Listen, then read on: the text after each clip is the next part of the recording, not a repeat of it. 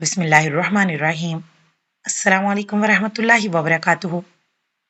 क़यामत से पहले इंतहाई आखिरी वक्त में जुनूब की तरफ से एक निहायत फरहत अफजा हवा चलेगी, जिसके सबब हर साहिब ईमान शख्स की बगल में एक दर्द उठेगा और वो अपनी फजीलत के हिसाब से मरना शुरू हो जाएंगे। यानी जो जितना ज्यादा नेक होगा वो उतनी जल्दी फोत हो जाएगा। जब तमाम अहले ईमान इस दुनिया से खत्म हो जाएंगे तो उस वक्त दुनिया पर हबशा वालों का गलबा हो जाएगा और पूरी दुनिया पर उनकी ही हुकूमत होगी। सही बुखारी मुस्लिम में रिवायत है कि हबशा वालों की जब हुकूमत आएगी तो वो खाना काबा को गिरा देंगे और हज मौकूफ हो जाएगा। उस वक्त कुरान मजीद फुरकान हमीद दिलों, जबानों और कागजों से उठा लिया जाएगा। खुदा तरसी, हक शनासी, खौफ आखिरत लोगों के दिलों से खत्म हो जाएगा और शर्मो हयात जाती रहेगी। लोग रास्तों पर गधों और कुत्तों की तरह जिना करेंगे। उस वक्त हुक्काम का जुल्म और उनकी जहालत, रियाया की एक दूसरे पर दस्त दराजी बढ़ जाएगी। फिर देहात वीरान हो जाएंगे, बड़े बड़े कस्बे गांव की तरह और बड़े बड़े शहर मामूली कस्बों की तरह हो जाएंगे। कहत, वबा और गारत गिरी की आफतें एक के बाद एक नाजिल होंगी। उस वक्त में जिमा यानी जिस्मानी ताल्लुक बहुत ज्यादा कायम होगा, लेकिन उसके मुकाबले में औलाद पैदा होने की शरह इंतहाई कम होगी। जहालत इतनी ज्यादा हो जाएगी कि कोई शख्स अल्लाह का नाम लेने वाला नहीं होगा, यानी किसी शख्स की जबान पर अल्लाह का लफ्ज ही नहीं होगा। पूरी दुनिया में फितने बढ़ जाएंगे, जिसके बाद बहुत से लोग आफतों से तंग आकर अपने अहलो अयाल के साथ शाम की तरफ चलने लगेंगे। उस दौरान जुनूब से एक आग नमूदार होगी और लोगों की तरफ बढ़ना शुरू हो जाएगी। लोग इस आग से खौफ खाकर बेतहाशा भागेंगे। भागने वाले लोग दोपहर को थक जाएंगे और अपनी आजिज़ी का इजहार कर देंगे, तो ये आग भी ठहर जाएगी, जिसके बाद ये लोग आराम करेंगे। सुबह होते ही आग फिर उन लोगों का पीछा करेगी। इंसान उससे भागेंगे। ये आग उन्हें इसी तरह पीछा करते करते मुल्क शाम तक पहुंचा देगी और फिर गायब हो जाएगी। जब आग गायब होगी तो बाज़ लोग अपने अपने वतन की तरफ वापस लौट जाएंगे, लेकिन बहुत से लोग शाम में ही मौजूद रहेंगे। क़यामत के करीब जब सूरज मशरिक से तुलू होगा तो शैतान ये मंजर देखकर कहेगा कि हाय मेरी हलाकत। शैतान के चेले ये मंजर देखकर कहेंगे कि हमने आज तक आपको इस हालत में नहीं देखा। वो कहेगा कि बिल आखिर सूरज मगरिब से तुलू हो गया, ये मेरी मौत की निशानी है। इसके बाद लोग 3 या 4 साल तक गफलत में पड़े रहेंगे और दुनियावी नेमतें, दौलत और शहवत रानी बकसरत हो जाएगी।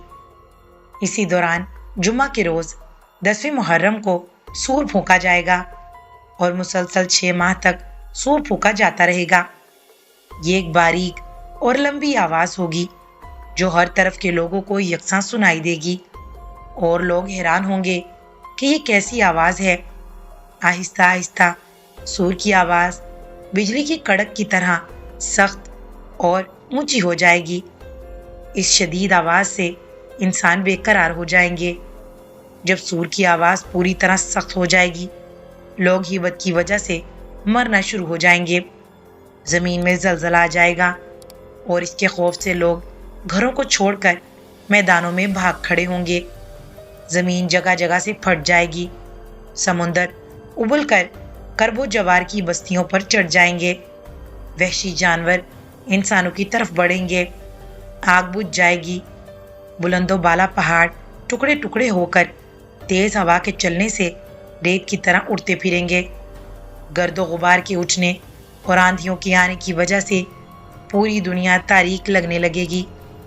इस दौरान सूर की आवाज़ मज़ीद सख्त हो जाएगी, हत्ता कि इसके होलनाक होने पर आसमान भी फट जाएंगे और सितारे टूट टूट कर रेजा रेजा हो जाएंगे। सूर की वजह से सब इंसान हलाक हो जाएंगे तो मलकुल मौत शयातीन की रूह कब्ज करने की तरफ متوجہ ہوں گے۔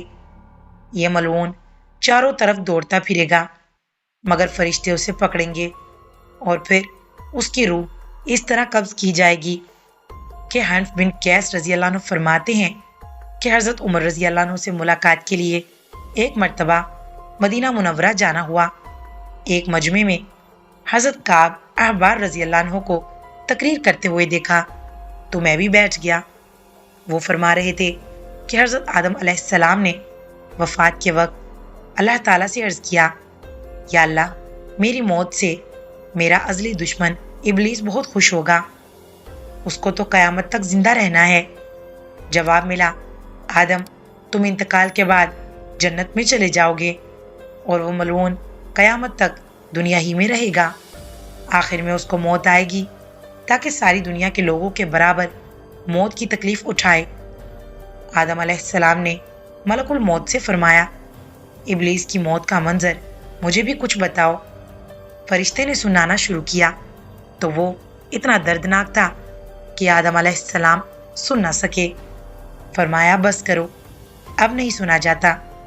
اتنا فرما کر حضرت کعب رضی اللہ عنہ خاموش ہو گئے۔ لوگوں نے کہا، حضرت کچھ ہمارے سامنے بھی اس کی موت کا منظر بیان فرمائیں۔ پہلے تو انکار کیا، مگر لوگوں کے بے حد اصرار پر فرمایا، جب قیامت قریب آئے گی لوگ حسب عادت بازاروں میں مشغول ہوں گے۔ اچانک ایک زوردار دھماکہ ہوگا جس سے بہت سے لوگ بے ہوش ہو جائیں گے۔ اللہ تعالیٰ ملک الموت سے فرمائیں گے، میں نے سب سے زیادہ تمہارے مددگار اور معاون بنائے اور تم کو ان سب کے برابر قوت دی۔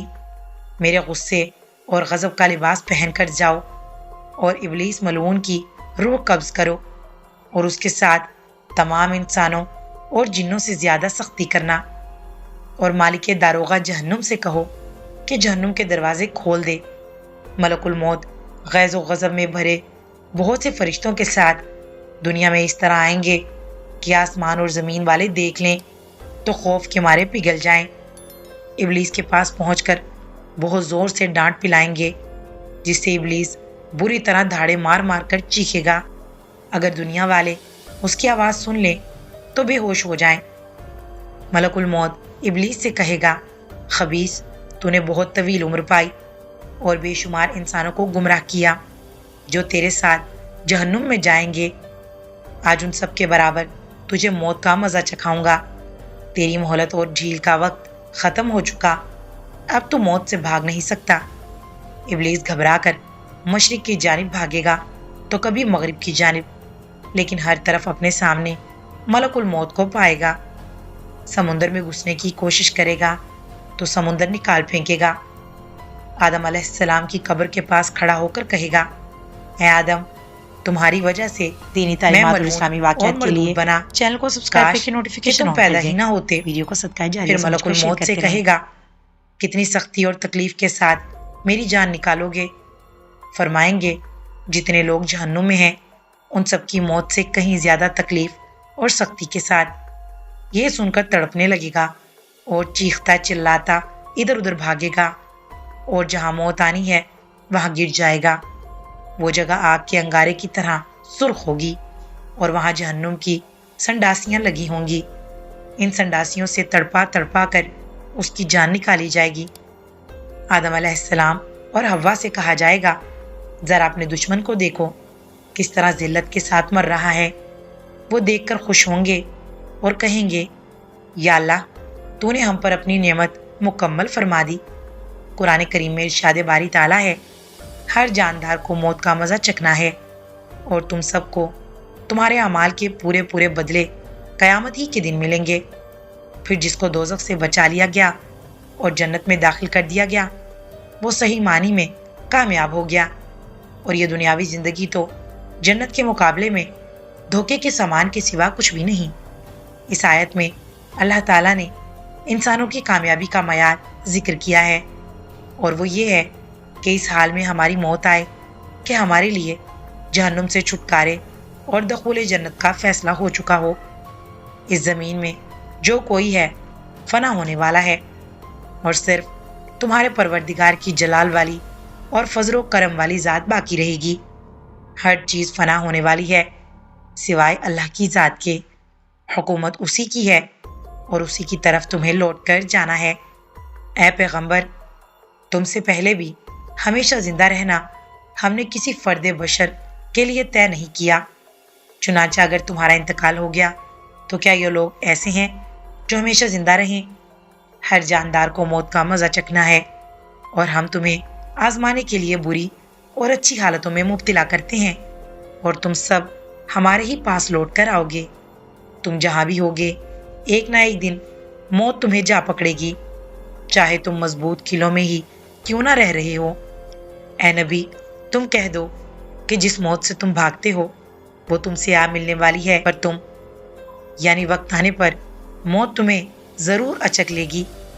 دعا ہے کہ اللہ تعالیٰ ہمیں موت کی تیاری کرنے اور آخرت میں کامیاب ہونے کی توفیق عطا فرمائے، آمین یا رب العالمین۔ دینی تعلیمات اور اسلامی واقعات کے لیے چینل کو سبسکرائب کر کے نوٹیفیکیشن آن کر دیں۔